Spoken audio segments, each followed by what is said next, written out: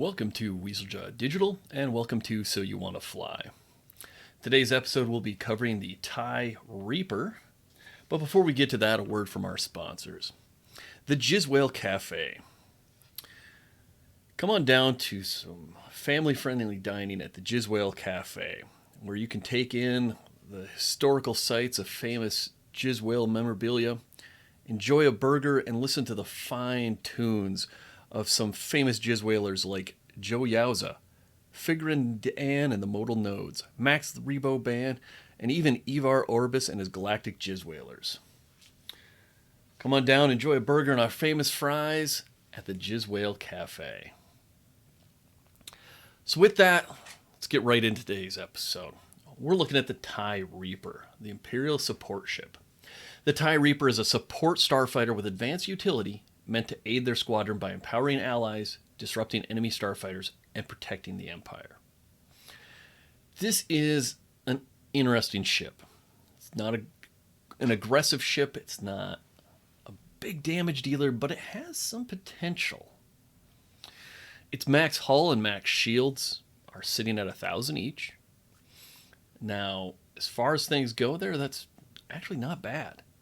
For hull, that's fairly high up there. Only a few that sit higher, really. Max shields at 1,000 is pretty good. There's only a few ships over that also. Combined 2,000 health is very dependable. However, the max speed, max acceleration, and the maneuverability are all a little bit lower on the chart.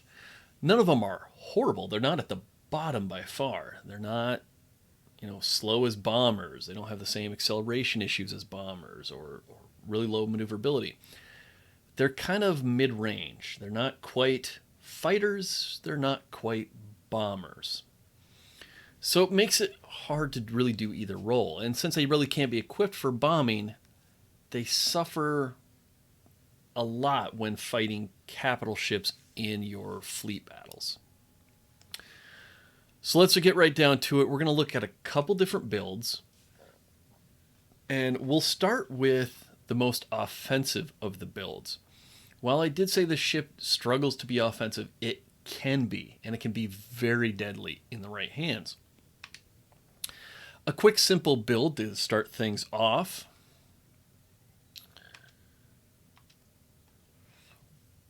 Since we're looking at beginner players here, primary weapons we're going to leave as our standard laser cannons. In this craft, there are some other options, but there really isn't anything that's better, even in experienced hands. That standard laser cannon is excellent. For this, we're going to swap out for our Seeker Mine. Now, this build is strictly meant for dogfights. You want to take this into dogfights, set up little areas of denial, fight where you're safe. And that's what we're going to do with our auxiliaries here. We're going to go with our Seeker Mine and our Turret Mine. The Seeker Mine, the Cinear Seeker Mine, does a massive amount of damage at 900 damage. It stays in play for 10 seconds. Has an arming range of 200 meters, so anyone that flies that close to it will arm the mine. 9-second cooldown and a 6 ammo capacity with a strong homing capability. It is very hard to escape these things. Your other auxiliary will be the Turret Mine. The Turret Mine has a lifespan of 24 seconds, cooldown of 16 seconds, so you can have more than one out at a time, ammo capacity of 4. The DPS is sitting pretty low at about 169, 170, but it isn't meant to be your main damage dealer. It's just a way to add extra damage. So you can actually be attacking multiple targets, or if you focus on the same target as your turret, you increase the amount of damage you're going to do. It also works as a deterrent to keep people away from you. Panic pilots, especially interceptor class ship pilots, or ships that are heavily damaged, they'll want to just flee the area. Or they'll focus on your turret when you can focus on them. For countermeasures, we're going to go with our Seeker Warheads. For hull, shields, and engines, we're going to stick to standards on all of these. For hull, there are a couple options in here, but I would really reserve those for more experienced players. For our shields, there really isn't anything that's a good trade-off. And for engines, again, there's some options, but I would reserve them for more experienced players because the drawbacks of those options are all pretty serious drawbacks. And you really have to know the performance of the ship and how to tweak it accordingly before you start moving into those kind of things. So once you feel a little more comfortable with this build, then you can start looking at some of those other options. So that is our dogfighting aggressive build. You want to go out there, you want to mix it up. You want to drop that mine, shoot off your turret mine, and then start engaging with combat against the enemy in your defensive area. With any luck, you can get one or two of your teammates to kind of stick close to you too, and then you're going to have a really good time. And you're really going to get a lot of kills, do a lot of damage, and really help out your team. Now, for the more standard kind of support build here, heavy support, we're going to stick with our standard laser cannon. We're going to stick with our supply droid, and we're going to throw on our tactical shield. Our countermeasures are going to be the Seeker warheads, and again, we're going to stick with our standard engine shields and hull. Now to look at these auxiliary a little bit more. Our tactical supply droid heals 50% of the health of the target, fully refills their ammo. Has an arming range of 200 meters, range is 900 meters, cooldown 8 seconds. You have 6 shots of this. If you can find a good pilot in dogfights to team up with, and help them out by resupplying them and healing them, if they're smart, they'll keep the enemy off your back. There is nothing I like better when I'm flying one of my interceptors than to have a friendly supply pilot that realizes that sticking close to me is going to mean really good things for both of us. And so I'll watch his tail like a hawk and make sure no one shoots him down, because this guy is going to be healing me and keeping me in the fight, making sure I have ammo to use in battle. So this tactical supply droid will make a lot of friends for you. For our right auxiliary, we're going with the tactical shield. Same kind of reasons. This fires a 500 damage tactical shield onto your target. Cooldown capacity is 15 seconds. You do have 10 charges of this. It has very strong homing capability. So you fire this out kind of like a missile. It'll track to your target, hit them, and give them that tactical shield. So with this build, what you want to be doing in dogfights is you want to be sticking with someone. Find another player or two that are flying close together. Stick with them. Throw shields on them before they engage in combat. If they get damaged, repair them. Stick close to them. Keep doing that. Call out any targets that are attacking you, and hopefully they'll take care of those targets for you. You can certainly use your guns and engage in combat when appropriate, but your big deal here is just going to be keeping other pilots alive. In fleet battles, you're going to be supporting the other pilots. So when you're on defense, you're going to be finding your allies. You're going to be repairing them, rearming them, giving them shields so that they can continue to defend your ships. If they die on defense, they have to wait, and they have to redeploy, and they have to fly back to the area they're defending. That leaves you vulnerable. If you can keep them healed and shielded, they can stay in the fight longer, they can defend longer, and they can give less morale to the enemy. The other role when you're on offense, that was weird, is you want to shield any of your allies that are approaching the front. So when you see a bomber coming in, you throw that tactical shield on them. They have 500 more defensive health now to help keep them alive. They'll be able to make more successful bombing runs. They'll be able to survive those engagements and come back for repairs and rearming, which you can assist with also.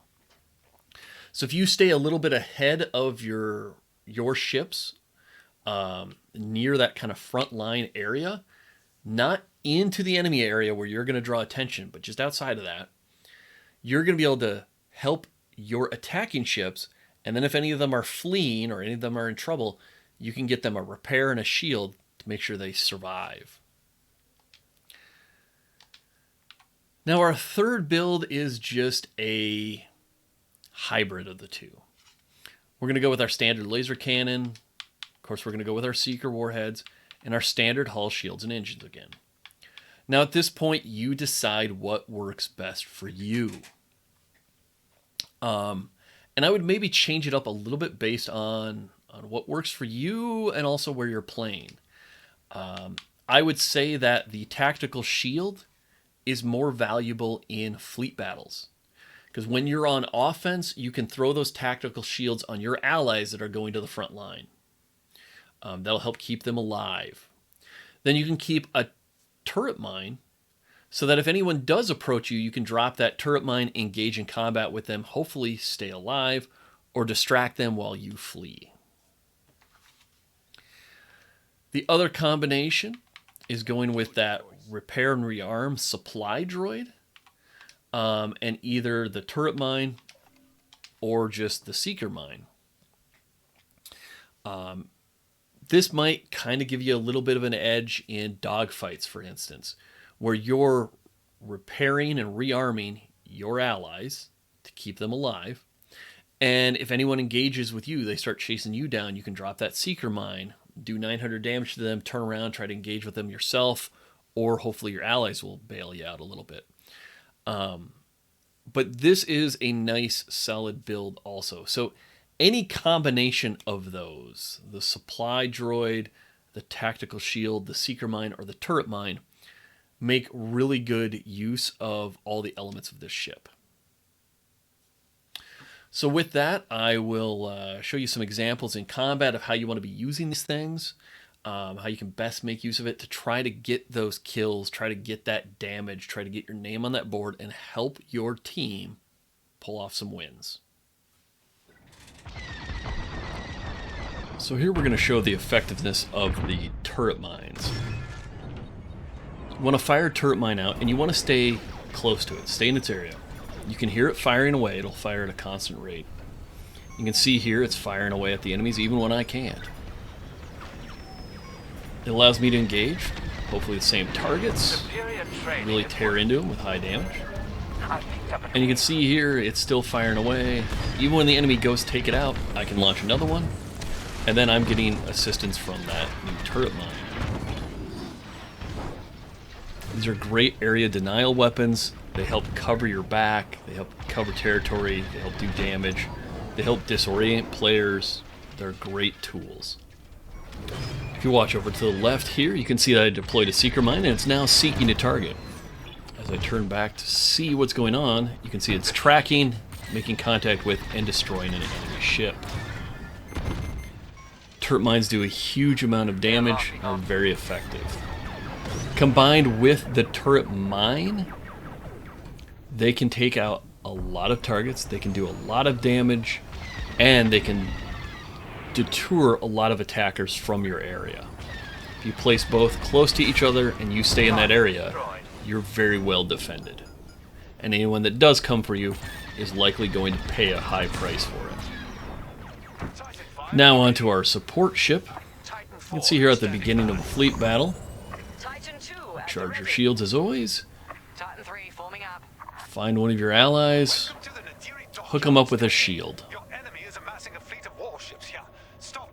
You're going to spend most of your time in fleet battles with power to engines and just run and support. You can certainly attack any targets that get close by, but that's not your main role. Your main role is going to be healing your allies and giving them shields. Again, your primary role is to keep your team alive, granting them shields, and if they're damaged, tossing them heals also. So now hopefully you feel more comfortable with the TIE Reaper. It's an excellent support ship. If you're used to playing that support role in games, you can do wonders with this thing. But it can also be a pretty aggressive ship as long as you're willing to play it defensively. Set up an area of denial and really hammer it home right there. So it really kind of can play a lot of different roles. The one thing it's very weak at is attacking capital ships, just due to its lack of speed and any kind of good auxiliary weapons for that. With that, don't forget to like and subscribe, and we'll see you next time.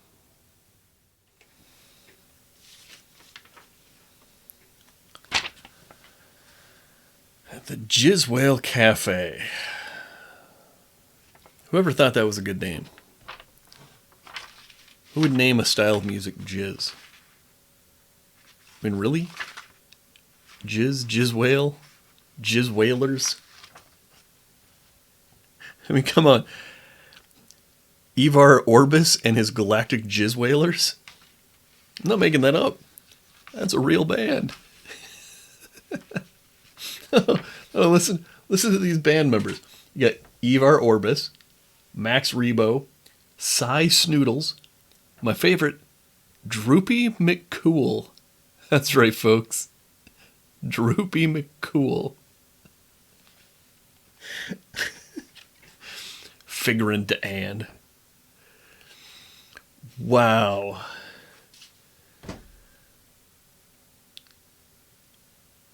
Can't believe that didn't get cut. Jizz whale. Yeah, I don't want to go to any place. It's called the Jizz Whale Cafe.